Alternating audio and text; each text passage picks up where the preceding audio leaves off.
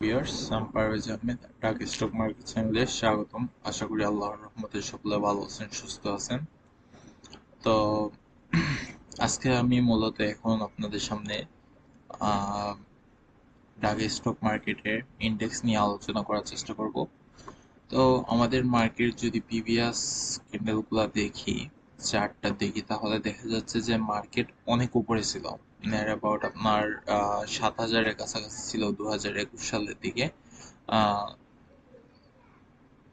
2024 সালেও আমরা মার্কেটকে দেখতে পাই যে আহ, মোটামুটি 6,500 পর্যন্ত ছিল।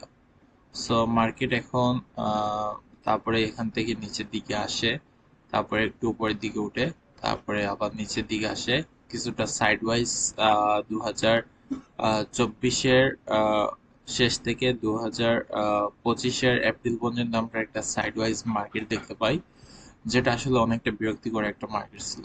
দেন সেখান থেকে মার্কেট এই যে তার সাপোর্ট লেভেল 5,120, এটাকে যখন ব্রেক করে তখন হিউজ ভাবে কিন্তু একটা কারেকশন আসে এবং আমাদের অনেক ক্ষতি হয় এবং পোর্টফোলিওটা অনেকটাই নেগেটিভ হয়ে যায়। ঠিক আছে, তারপরে 2025-এর মে মাসে এসে, অর্থাৎ প্রায় 1 বছর পর মার্কেট আবার কিছুটা ঘুরে দাঁড়ানোর চেষ্টা করে এবং আম, এবং বিগত সপ্তাহে আমরা এবং আজ এই সপ্তাহে আমরা প্রথম দিন মোটামুটি ভালো লেভেলের কারেকশন দেখতে পেলাম। সো এখন আমাদের প্রিডিকশনটা হচ্ছে যে সামনের দিনগুলো কিরকম হতে পারে। সো যদি আমি দেখার চেষ্টা করি বিগত দিনগুলোতে এই লেভেলটা খুব বেশি ইম্পর্টেন্ট, 5,550-এর লেভেলটা খুব বেশি ইম্পর্টেন্ট ছিল।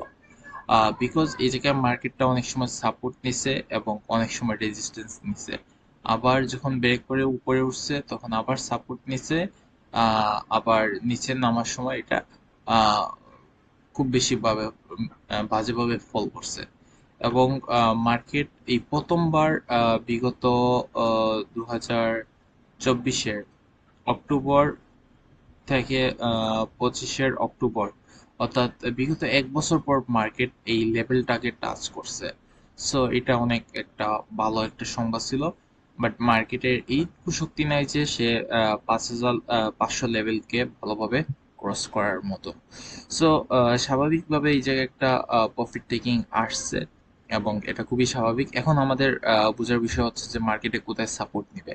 সো আমরা ফিবোনাচ্চি রিট্রেসমেন্ট এর মাধ্যমে দেখা যাচ্ছে যে 5,420-এর আশেপাশে মার্কেটটা সাপোর্ট আছে।